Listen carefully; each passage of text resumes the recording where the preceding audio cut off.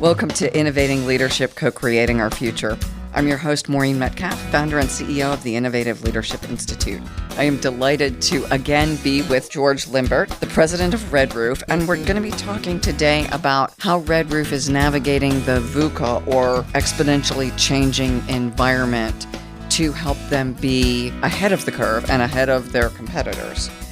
For people who don't know VUCA, it originated with the military and is talking about the environment that is volatile, uncertain, complex, and ambiguous, which I think most of us agree we are facing. There's a VUCA antidote, which is create a vision as an antidote for volatility. Uncertainty goes to understanding, complexity goes to clarity, and ambiguity goes to adaptability or agility. For folks, again, who are navigating a world that feels particularly out of control or chaotic, there's a way for us to rein it in our sphere. So, George, what is Red Roof doing, and what are you doing as leading Red Roof to help people understand the volume of change? Thank you again, Maureen, for having me on this podcast. I think this is our third time, and hopefully you and the audience aren't getting sick of talking to me. But I'm thrilled to be on again, and I'm really honored to be here. And yeah, let's talk about VUCA and what's happening. We have, I think, probably experienced the probably biggest roller coaster of our lifetime. We came off of a pandemic. What that did to the travel industry, we all know. It decimated the travel industry. But then we experienced a level of pent-up demand in 2021 where people said, I don't care the cost. I don't care where or when. I need to get out. I need to travel. And so we all sort of rode that great wave in 2021. And we experienced a bit of that in 2022 as well so far this year. But we're starting to see the signs of economic headwinds that are coming in and that are putting us in a different position as an industry. And so how can we prepare as a company? We're not quite there yet. 2022 is still a great banner year for Red Roof. We're still hitting numbers that we've never done in the past, but we're starting to see signs of some economic headwinds. And so what can we do to be VUCA ready? As a concept we talk about quite a bit. And understanding this constant change, always preparing for what can happen, always being in a position to take on what may come next. That's, I think, a lesson we learned the hard way during the pandemic, and something that we plan on being ready for this next set of challenges. So volatility goes to vision. And when you took over a little over a year ago, you recast the vision post-pandemic to help the team, the partners, the community members, the franchisees, all be clear on who is Red Roof and what do you stand for going forward. Can you give people just a few minutes on why was that important? Yeah. I mean, a ship that doesn't really know where it's going is a ship that you don't really want to be on. And very shortly after I took over as president of Red Roof, I realized that there was a need for a vision, a need for a roadmap, something that folks can rally around, something that was simple, that made sense, something we can think about as we go through our day-to-day lives at Red Roof. How can we epitomize this vision? And so we sat down with you, Maureen. We sat down with our senior team, and we rewrote the vision of Red Roof. Now, part of the vision of Red Roof was a evolution of its original mission by its founder. Jim Truman, a Columbus, Ohio native, was the founder of Red Roof Inn. He was a real estate guy, saw the need for a clean, comfortable, no-frills hotel as he was traveling the country doing real estate deals, and waited maybe a little bit to see if someone would form it, and nobody did. So he said, he'll do it himself. And his mission was always to provide clean, comfortable hotel room with exceptional customer service and charge less for it. And so we sat around as a senior team and said, hey, these elements still stand true today. Red Roof is an economy lodging brand. We still want to provide a clean, comfortable room. We still want to provide a value and all these kind of things. So how can we take what we've got now that we have new stakeholders in this business and incorporate those new stakeholders, such as franchisees, such as our communities? And we talked about this in the past. I mean, COVID taught us how important it was for us to ingrain ourselves in our communities. Hotels have always been part of their communities, but never before have we been more a part of our communities than through COVID, when we were housing first responders, when we were housing doctors and nurses who didn't want to go home, those kind of things. So how can we incorporate all that? So we took all of these stakeholders and we said, we need to call them out in our vision. And so we've changed our vision to provide the best experience and value in the lodging industry to our guests, which stays true to Jim Truman's original mission, to our owners, which includes our franchisees, to our partners, which is our vendor partners and other consulting partners, to our team members. We wanted to call out all of our employees, whether it was a housekeeper or someone in the corporate office, and to our communities. And it's just of the utmost importance that we understand that these are the stakeholders that have a stake in our business, and we want them to feel the experience, the best experience and the best value in our industry. And so that's how we started the antidote to VUCA, the vision. That was step one in this evolution of our organization. And from my side, that provides such clarity when people are making decisions. As you're leading any number of conversations, how do we respond to this or that? What position do we take in various situations? How do you deal with floods in Florida or any number of other housing people during a pandemic? That vision is infused with the values. Absolutely. And it's such a guiding light. And what I try to do as the leader of this organization, and what I think others are trying to do now within the organization, is to ask themselves, does this take away, does this not help towards the best experience and value for our guests? Let's take a very simple example. In April of 2021, we redesigned the new construction prototype for our extended stay brand called Hometown Studios. And one of the things that we did is we looked at the room that we had. How can we make it easier to clean the room, but not take an amenity away from our guest?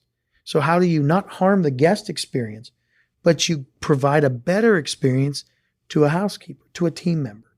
And so we've taken this approach in all of the things that we've done, and I think we're a better organization for it. Well, and again, that level of nuanced thinking, because often I think people over-index on one stakeholder and completely discount others, and that you are balancing that, I think, is crucial. The other thing that strikes me is a lot of organizations go through vision sessions and they go off to fancy hotels and the executives play golf and they somehow get around to talking about vision. And they come back and the organization has no idea what it is. Or it's a wallet card or it's stuff on a bulletin board somewhere or in the lobby.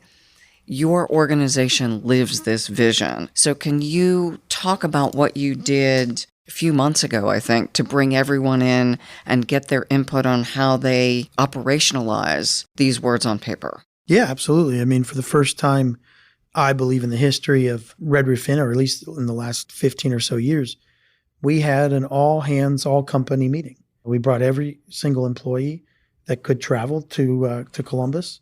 We sat, I don't want to say in a fancy hotel, but in a hotel for a few days. And we asked every single employee, we had them break into groups, every single team member. We asked them, how can you bring this vision to life?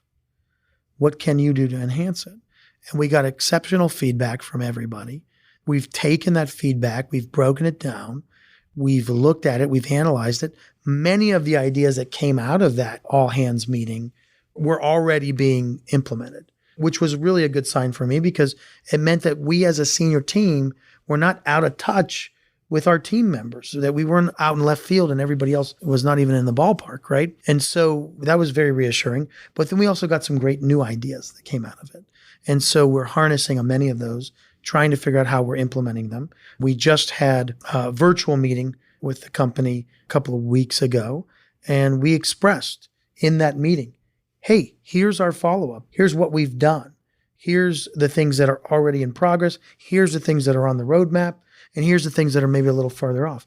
To me, it was a great experiment in a lot of ways because one, it taught us that we weren't too far off, but two, it showed our team members that we want them to have the best experience and feel valued and feel value at Red Roof by really listening to what they have to say and understanding some of the things that would help them do their job better, that would help make this environment better, that aren't going to take away from the other stakeholders. I used to have a football coach that talked about the KISS concept. Keep it simple, stupid. And this is maybe too simple, but it works. We just listened to what our team members had to say. You know, I'll say it sounds simple, and lots of people listen. What lots of people don't do is then create the feedback loop to take action and to report back that action. Yeah. It's interesting to me. I don't know how organizations can run without accountability. It's disempowering when someone asks you, what do you think? And then they say, yeah, but, and go on to tell you why you're wrong. Or just ignore you. Or ignore you, yeah. So that you are measuring and reporting back, I think is logical. But often it's the part of the loop that people just don't get around to. Yeah. Again, I thought it was a simple concept, but it is more complicated. But to me, accountability should be ingrained in everything that you do, and being held responsible. To me, I guess as a fairly new father of a 3.5-year-old daughter, I realize how precious time is. And sitting there and talking to the team and asking for their ideas and thoughts and then just doing nothing with it seems to me to be a colossal waste of time. So why are we going to do it without holding ourselves accountable, without making sure that we do the follow-up, that we do the education? And again, you tie it back to the vision. If we would have just sat there and done nothing with the information, that would not have provided the best experience and value for our team members. It would have been the opposite. So let's tie that back then to VUCA. And through my lens, that you have clarified the vision, that you have then defined the actions, sends a strong message that you are expecting change. Absolutely. That there is an evolution of the organization to respond to your ecosystem. Absolutely. In an ideal world, and I think I epitomize this, and I think many of the senior team members feel this way too, we should be waking up every morning thinking to ourselves, what can we do today to epitomize the vision and help those stakeholders feel a better experience of better value? What can we do to enhance customer experience, guest experience? What can we do to make our franchisees, their experience better? What can we do to enhance our team member experience? What can we do with our communities? What can we do for our partners? Yeah, I mean, it's something that I think most of us in this organization think about on a daily basis. The other thing you said as you talked about redesigning the rooms, going from an either or to a both, what enhances guest experience and the housekeeper. Yeah, absolutely. And in that case, the franchisee, because in this particular example, there were cabinets that no guest uses that were over, this was an extended stay hotel room that sat over a sink. And they were very rarely used, if ever. And so they're difficult for a housekeeper to clean, and they're an expense to an owner, to a franchise owner to put in. So let's just remove them. The guest doesn't need them. It's hard for the housekeeper, and it's an additional expense. Why do it? Why put it in there? So we want to think. I challenge the team to think through every decision we make, how it affects all of the different stakeholders. One of the components of VUCA is adaptability or agility. Everything you talk about, I hear this just like, it just makes sense. Yes. Why don't we do the stuff that just makes sense? Right. Yeah. And yet brand standards and all kinds of reasons that people don't change. Yeah. I got to tell you, I mean, this is probably a very common concept that folks talk about on your podcast quite regularly.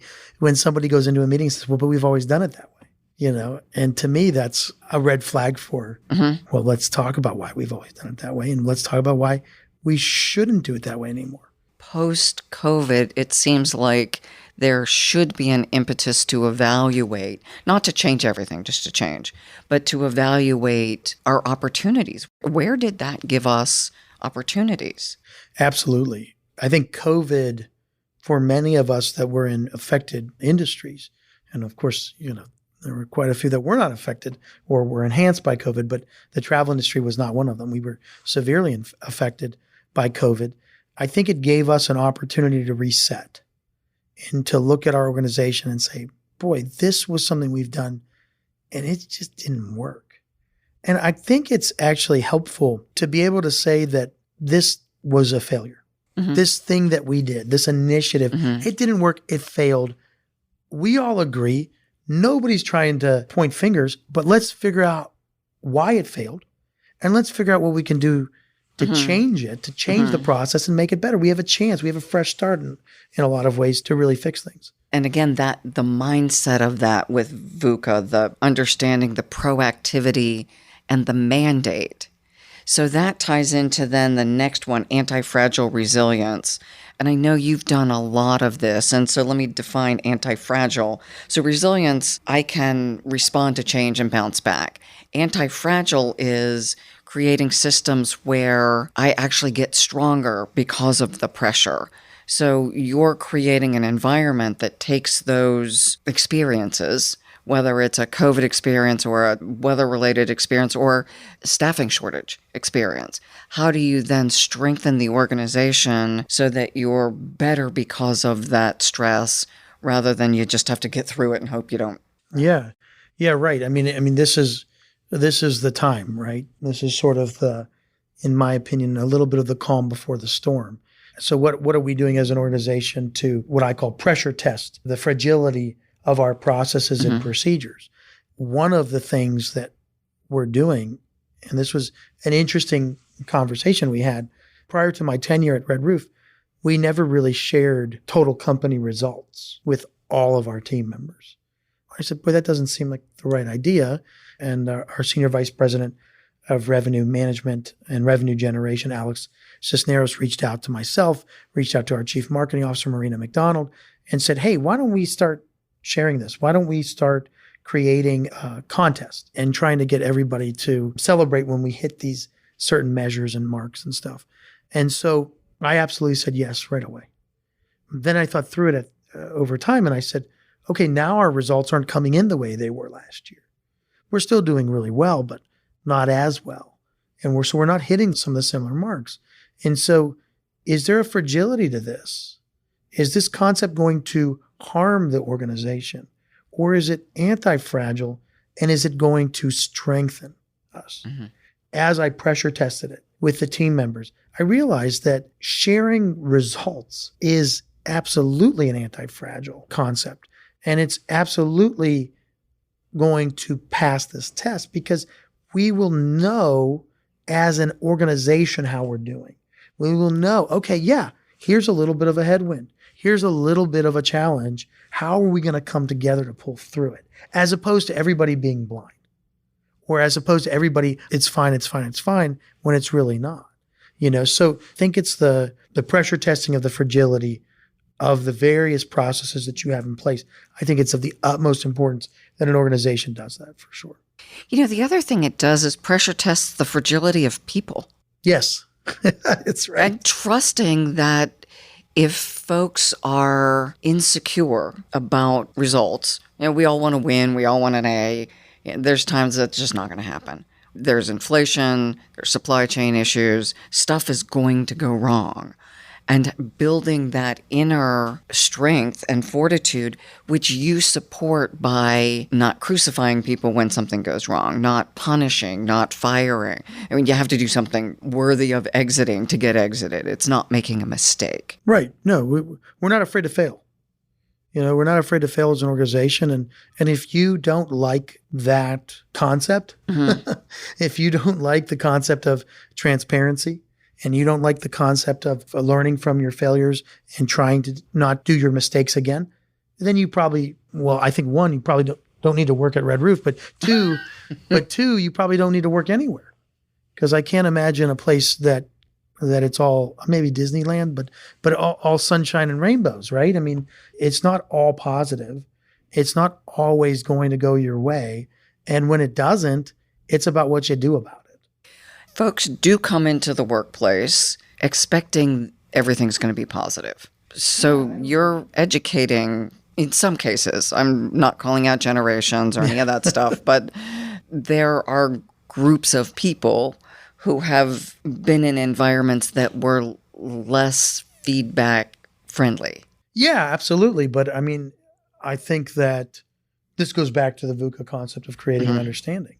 I mean, we're creating the understanding of how an organization works. And this is just with the corporate office. This isn't with franchisees, employees that are housekeepers and front desk folks. But this is with our corporate team from top to bottom. You all know how we did the last 5 days. Every Monday we publish what we did the week before. And you all know. But what the anti-fragile aspect of that is, and the creating the understanding of it is, that gets you VUCA ready, is that from the top down to this organization, our team members are asking themselves, what can I do to help? And it's a mentality where everybody is working towards a common goal. And I think that's a very powerful thing. And then the other bit of that is the common term now is grit. Yeah.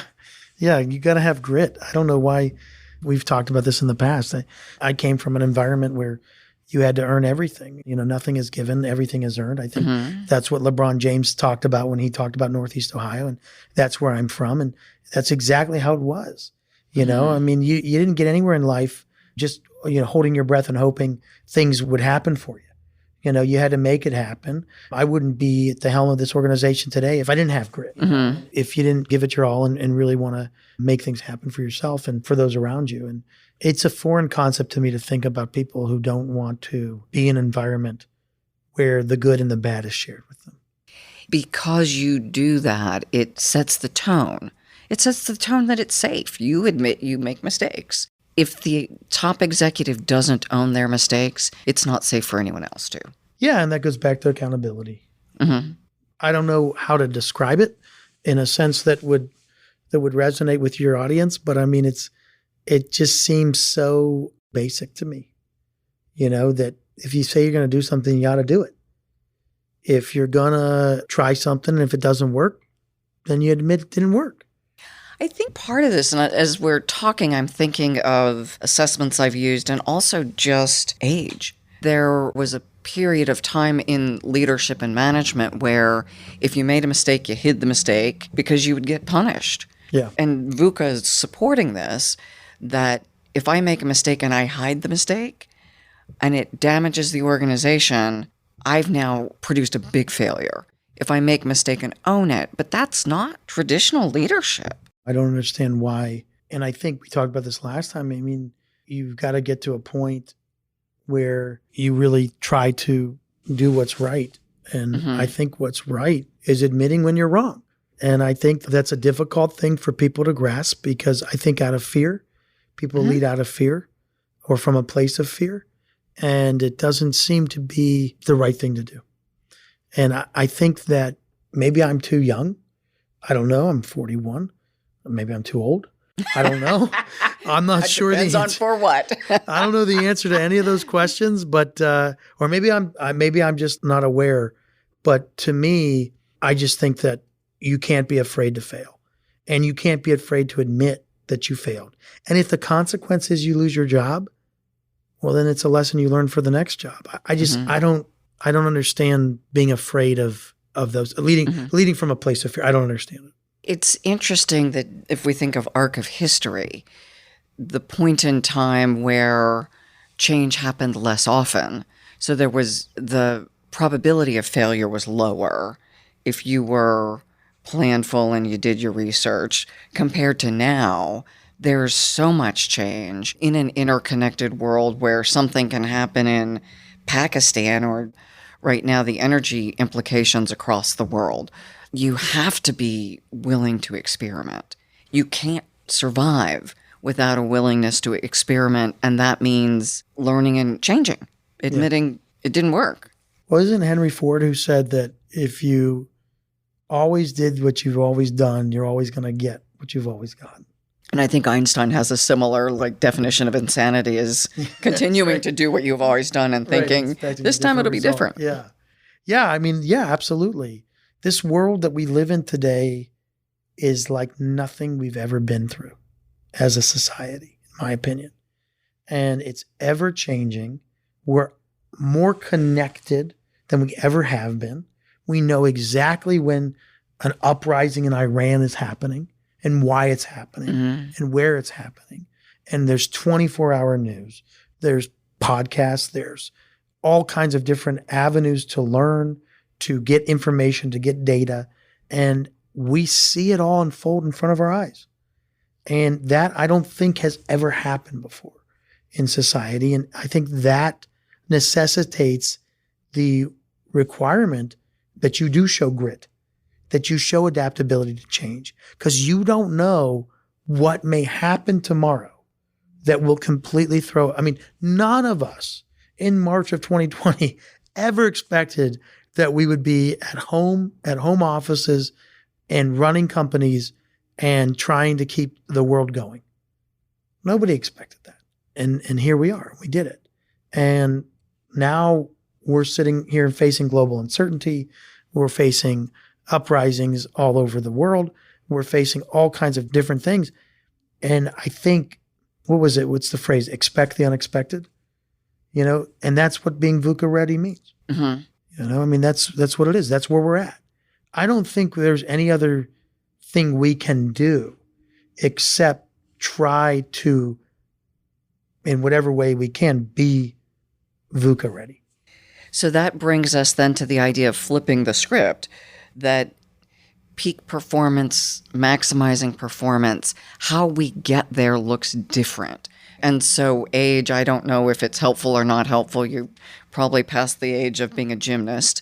You're probably perfectly suited for what you're doing because you're in touch.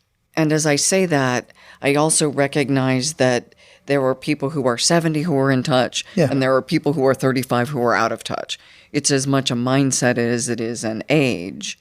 And you happen to have the mindset associated with the maturity that goes with flipping the old script in a lot of different ways, because what got us here won't get us there, those kind of phrases. It made Red Roof a successful organization, and next level means adapting differently than you did 2 years ago. Yeah.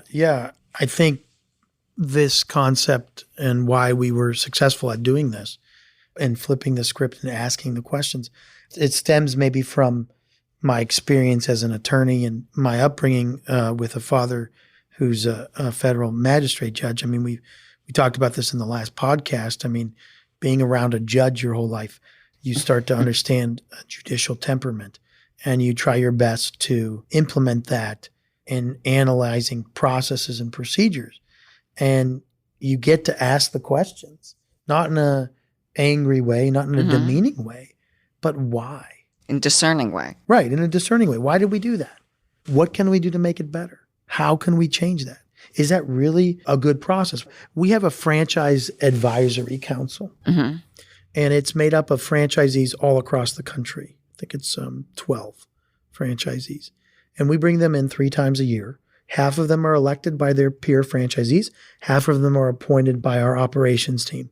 And I told them at my very first meeting as president with the FAC, with the Franchise Advisory Council, I said, this is not to placate. I can't sit in these meetings and just do placations. I can't sit in these meetings and go through the motions. I said, I am here to hold everybody in this room accountable. We're here to learn from you as our franchisees. The labor shortage that we're undergoing, I always tell our FAC, I'm really sorry that you have a labor shortage, but I'm really happy at the same time because now you all are working the front desk. So when you come to this meeting 3 times a year, you get to tell me what you're actually experiencing. And we get to make real-time decisions to try to make things better. And we just had our Franchise Advisory Council meeting last week, our second of the year. And many of our franchise members on the council came to me and said that was the best meeting we've had yet. And when you ask them why, it's because we were productive, because we got things done, because we made decisions in past meetings that got followed up on, and you reported on those decisions. It's just an example of how we're trying to do things a little different at Red Roof. And this comes back then to that adaptability part, that it is a culture of consistent change. And again, being led by the president. You haven't delegated this to your franchise people to go do things. You're there. And you're leading it. Yeah. And it's funny because I actually moderate the entire meeting.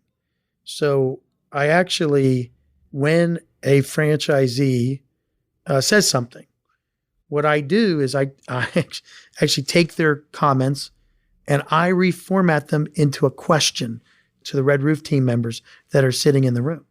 So I actually sit in some ways as their advocate, but also as the president of the organization. So it's a funny place to be in, but I can't tell you how much productivity comes out of it because we really give credence and really try to understand the root of the question that's coming from our franchise advisory council member.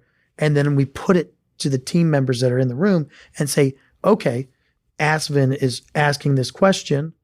What are we going to do to solve it?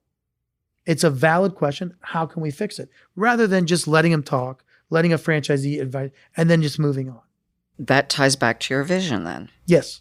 And it's a good example of where the vision informs the structure and the culture and the process. Absolutely. And going back to our team and our senior team and the entire Red Roof corporate team, these meetings have completely transformed because everyone in that room wants the same result. They want information from the Franchise Advisory Council members about what's working and what's not working.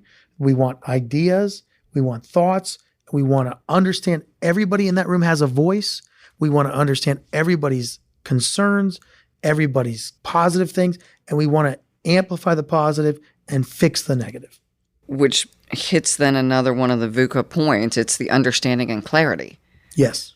I've got clarity on what my franchisees need, and they concurrently have understanding of what your corporate team needs. Yes. Because there are times, I'm assuming, that they want something that isn't practical or reasonable or doable. Yeah, absolutely. It happens on both ends. And recognizing that, and what we do is in the Franchise Advisory Council meetings, I joke with our franchisees, and I say that I spend the next 2 days stealing your ideas. But what I really mean by that is we're going to listen to everything you have to say. And what's good about it, what's a good idea, we're going to implement. What's a not so good idea, we'll talk about why we can't implement it. Maybe it's a great idea, but we don't have the technology yet to do it. So everybody has a seat at the table. Everybody has a voice, and we are there to learn as much as we are there to communicate and talk about what's going on within the organization. And presumably the franchisees learn also. Absolutely. It's exceptionally mutual. And again, I've been in these meetings in the past and prior to becoming the leader of this organization, and they felt like sort of a placation. And now when I reflect back on that time, I say to myself, this is like a free focus group. How could you not take advantage of that?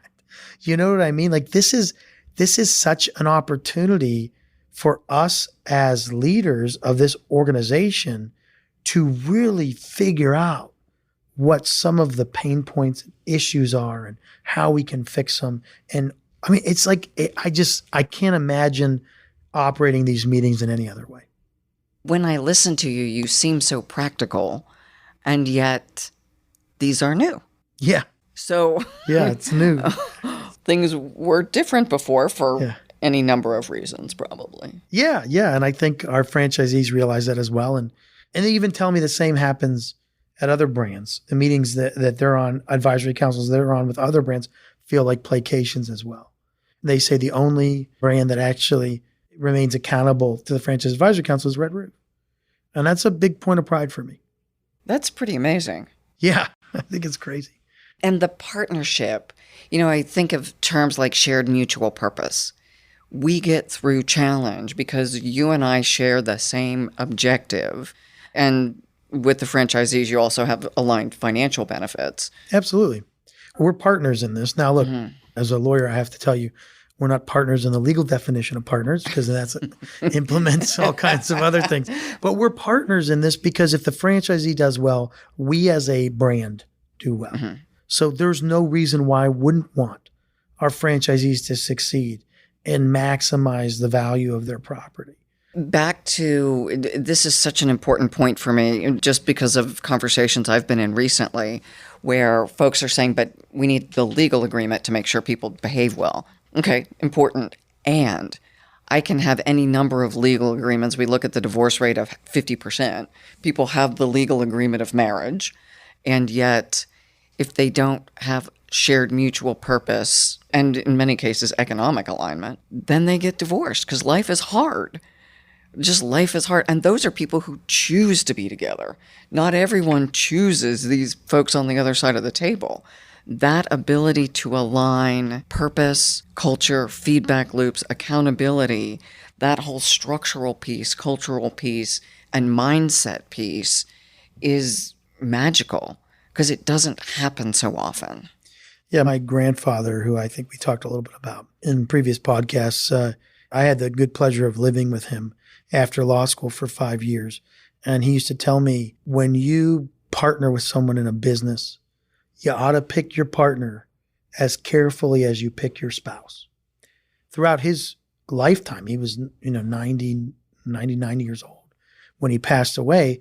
And I lived with him when he was in his early 90s. So he had a lifetime of experience to draw off of. And he had many partners all throughout his business tenure. And he said two things. One, pick your partner like you would pick your spouse. And he would also say the best partnerships, the best businesses that he's ever been in with his partners were ones where they never had to look at the agreement. And as a lawyer, I shouldn't say that, right? Because I'm taking away a lot of business from my friends when I say, if you're in a partnership where you don't have to look at the agreement. But it is a really wonderful thing. When you're not worried about the terms and conditions, you're worried about how can we excel? How can we do better and make this partnership work even better than it already is? Yeah, no. Yeah. Absolutely have agreements. And these other things keep us from my guiding principle being, I'm going to look at the agreement. Correct. My guiding principle should be my vision and values. Absolutely. Yeah. But when that gets misaligned, yeah, then you start looking at your agreement. And to me, that's a sign of lack of health. Yeah, absolutely. And then the question is, how do we realign? Right. And I think, I'm in business partnerships outside of Red Roof, mostly in real estate, and I've implemented the same thing. And when you pick the right partner, or in the franchisee-franchisor case, when you, the franchisee, pick the right franchisor, you're not worried about the T's and C's. You have a shared purpose, you have a shared vision, and you're moving forward together. And that comes back to, again, being VUCA responsible. Yes, right. I can't adapt unless I feel trust with my partners. Yeah, and a large part of our business at Red Roof is asking potential franchisees to punch our dance card, right? To become a Red Roof franchisee. And if you, as a franchisor, think that it's pre-COVID and the environment we live in is pre-COVID, then you're probably not the right partner to punch the dance card. If you're the head of a franchise brand and you're praying and hoping that the economy goes down so that more people are out of work, so that that fixes the labor shortage in your industry, you're hoping for the wrong thing. You're the wrong partner. You're not VUCA ready. You're out of touch with what's going on. But if you're trying to solve the labor shortage using creative ideas, bringing different thoughts and things you wouldn't have ever thought of pre-COVID, but you're bringing them to the table, that's being VUCA ready. That's a partner you want to partner with. That's someone whose dance card you want to punch. How do you identify who's VUCA ready? Well, I think you can tell. I think you can tell necessarily by talking to people. I have the opportunity to talk to many CEOs. And it's interesting to me, the ones who just want to go through the motions. So you can tell right away. They're just going through the motions. They're going to say the same things that everybody else says, the same buzzwords, and they're just going to try to get through. Or you're talking to the CEO. I just had a conversation on Tuesday of this week with a great CEO here in Columbus. And I just kept asking him questions because he was letting me, which was great. And you could tell he was VUCA ready. I asked him, what keeps you up at night? How do you surround yourself with the right team members? All this kind of stuff. And he just systematically told me all the things that he was doing. I should have, maybe for the purpose of this podcast, said, aha, you're VUCA ready, but I didn't do that. I didn't do that because we ran out of time. But certainly as I was talking to him, I kept saying, wow, he is epitomizing every element of being VUCA ready. He's talking about expanding the business. He's talking about acquisitions. He's talking about how he finds acquisitions. He's talking about his team members, how he finds team members, how he delegates appropriately to team members, empowers his team members, all the things, all the concepts of being ready. And he also talked about he's in a business where what he sells is necessary. It's not that you go out, can pick it out and say, oh, I want this today. He's in a business where if what you have breaks, you need it. Like refrigerators or something. I don't know who he is. But roofing. This is roofing. So your roof breaks, you need a new one. Roof. Yeah. So he's VUCA ready. I think you know this about me by now. And if I was lucky enough that any of your listeners listen to podcast 1 and 2, you realize that I'm a guy that doesn't just sit back on my laurels. Like I love to meet people. I love to talk to people. I love to get their stories. And now being in a CEO role, I like to talk to other CEOs as much as I can to learn from them. That's part of the adaptability, is continuing to expand your mindset. Because even a CEO who isn't as adept as you still has stuff to teach. Yes. And I still have tons of stuff to learn.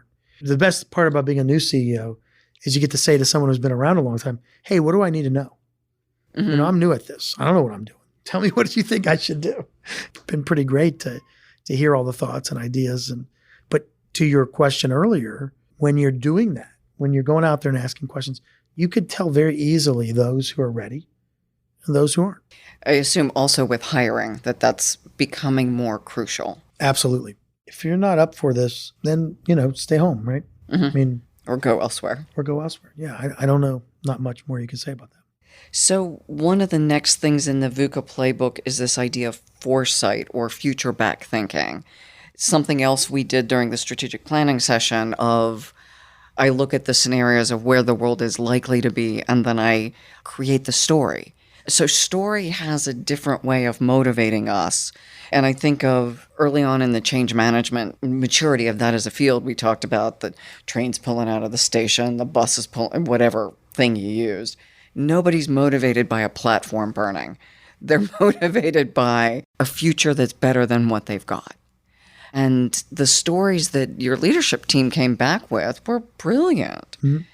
And I think that for them was then the planning backward to how do we get there, the same thing that you did with the listening tour with everybody. Yeah, I think we're very fortunate, and I'm very fortunate to be in this position because you have a brand that is pretty iconic. People know from the day it was formed. Red Roof Inn is, by the way, is turning 50 years old next year. And so this brand's been around for 50 years. It's going to be around for 50 more, maybe 1,000 more. And the one thing that's unwavering during this entire time is that there is such an enthusiasm within this organization for this brand. And that I inherited. And trust me, that's not lost on me, the gravity of having this. And so in a lot of ways, asking team members, and in this case, the senior team, what do you see as the future for this organization and how do we get there? There's such an enthusiasm for it. There's such a special feeling that this is something special that we have in our hands. So we're not going to let it slip away and we're going to take it down the right path. And I think that was as important as it was for our organization to try to focus and scope out what our future looks like. I think it was as important for the team members who participated in it because that gave them the enthusiasm for what can be. And I think that's part of this VUCA Ready and various concepts is that we're showing our team members that there is great opportunity in front of us. But we just need to make sure we're crossing the T's and dotting the I's to get us into that place.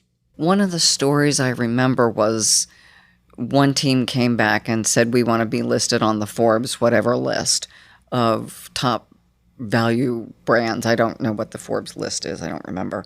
But we want to be listed there. That sets a really, one, quantifiable, but also visual image of we're a top brand. Yeah. And something to strive for that's inspirational. not just we're going to make it through the day and make our owners happy, but we're a brand that is getting stewarded forward. You talk about it being an iconic brand and having worked with big brands, but also just names that nobody cares about other than their founders. It's a difference. The feeling of being in an organization that when you say I work here, people are Ford Motor Company and I assume Tesla, although I have not worked with them, that people are proud of these brands and they want to protect that. Absolutely. I mean, brand equity is that feeling you get when you see that brand as you're driving down the street. The golden arches, right? You see that iconic trademark and you feel that equity, you feel that warmth for when you see it. And what's amazing about Red Roof, and you know what? I have a sister who worked for McDonald's corporate for a number of years, so I think it's probably true of McDonald's as well, is that it's not only do the customers have an affinity towards the brand, but the team members do as well. My dad's favorite restaurant is McDonald's. So, it could be a nice steakhouse or something. It's McDonald's. So every Sunday they go to McDonald's for breakfast. And we periodically will take pictures and send it back and forth. We're on a road trip at McDonald's. Yeah. Just as a kid, our family didn't go out to fancy restaurants. We went to McDonald's. So the funny Ronald McDonald character and it evokes an emotion, which is what brands are supposed to do. Yes. And as a girl dad and father of a 3.5-year-old, when we're traveling and I see the golden arches on the highway sign, the emotion I get is relief. Thank God that there's some McDonald's so we can calm the little one down. But absolutely, that's maybe the difference from a company that, does a great job, makes lots of money, but it doesn't have the type of brand equity that a franchise brand would have, such as a Red Roof Inn, such as a Holiday Inn Express, such as a McDonald's, all these different brands. And that brand equity is special. And to your point, it is held very sacred by those employees. And I think that, again, is something that's been around from day one for Red Roof. I think that's something special and really something that you cannot take lightly. It was interesting to me that in this foresight process, that was the thing people picked. Yeah. And it epitomizes the vision that employees are happy, customers are happy, owners are happy, because your financial supporters influence the brand as well. Absolutely. Yeah. We just did a franchisee survey. We asked them, every single one of our franchisees, we had a great response. I think it's like 95% of our franchisees say they're exceptionally satisfied with Red Roof. And they would recommend us to a friend.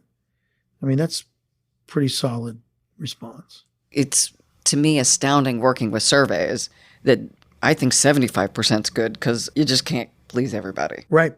95% is pretty amazing. It's a point of pride. And that's up. I mean, so again, to show you what I inherited, we had not done the survey since 2019. And in 2019, it was at 90%. Okay. So it's up 5%, which I take great pride in, but it's always been high. And up 5% post-pandemic. Right. So I'm imagining that many people went down post-pandemic because the disruption. Yeah. And maybe the brand didn't step up like Red Roof did and help the franchise owners and try to deliver the guests and all those kind of things. So then the last one, and we've hit on this already, is the idea of helping people build courage during times of uncertainty. The empathy, willingness to take risk, the culture you've created, the grit that people feel that allows them to step up and say, you know what, in a different environment, I would just sit down and not say this. But here, whether I'm a franchisee or a corporate staff member or a community member. Yeah, you build an environment, you foster that environment, and you live up to that environment. As a kid, I was a wrestler and I played football. And in Northeast Ohio, football is everything. And we had a saying on the football team, we had a saying on the wrestling team, we'll play you any place, anywhere, at any time. And it's the same kind of mentality. It's like, all right, Red Roof, we're going to take on anybody, any challenge, at any place, anytime, anywhere. Does not matter. And we're going to do the right things. We're going to listen. We're going to build an environment where you feel empowered, but you also feel like we're all in this together and we have your back. That's a brilliant point to end on, that you have created, and I'll say starting with the vision, you created processes for people to have understanding and clarity and to step into that. So I may understand things aren't going well, but there's also the invitation and the accountability, the expectation that if we miss our numbers, we are all going to work together to identify the opportunity that comes with that and make changes. Yep. So the adaptability, all of those creating a VUCA-ready environment, not that it will be easy, but the mindset, the courage, the grit, and who you are, that bring it. Bring it on. I got to tell you, it was pretty exciting to hit record numbers in my first year as CEO of this organization. But what excites me more is the challenge ahead of us. And I can see that in the eyes of our team. It was easy because there was pent-up demand after COVID. It was easy because people had money in their pockets and they needed to travel and they were willing to do whatever it was to get there. But now we got to go find our guests. And I'm excited for this challenge. We are VUCA ready in this organization. We're ready for these challenges, and we're going to pull every single lever we can to help us get through all these things. But to me, that's the grit. That's the excitement. That's the challenge in front of us. And I see it in the team. We're ready for it. Ready to go. Bring it on. So to our listeners, as you're listening to George, I would invite you to kind of tick off what is he doing that might be an opportunity for you. Because each of us has them. I have my own list of things I am working on. And so if you want to learn more about becoming a better leader, about how to respond to VUCA, I invite you to check us out on our website, innovativeleadershipinstitute.com or innovativeleadership.com. And if someone would like to reach out to you, George, about any number of things, becoming a franchisee, becoming a team member, learning how you're navigating VUCA for the next CEO who says, I want to be like George. Yeah, absolutely. No, redrooffranchising.com is the way to talk to our franchise team if you're interested in becoming a franchisee, but also it's a great way to get a hold of me as well. And then, of course, if you want to stay at a Red Roof, go to redroof.com. And if you want to become a Red Roof team member, redroof.com also has a careers link to it. So take a look. We've got some open positions today. We'd love to talk to you.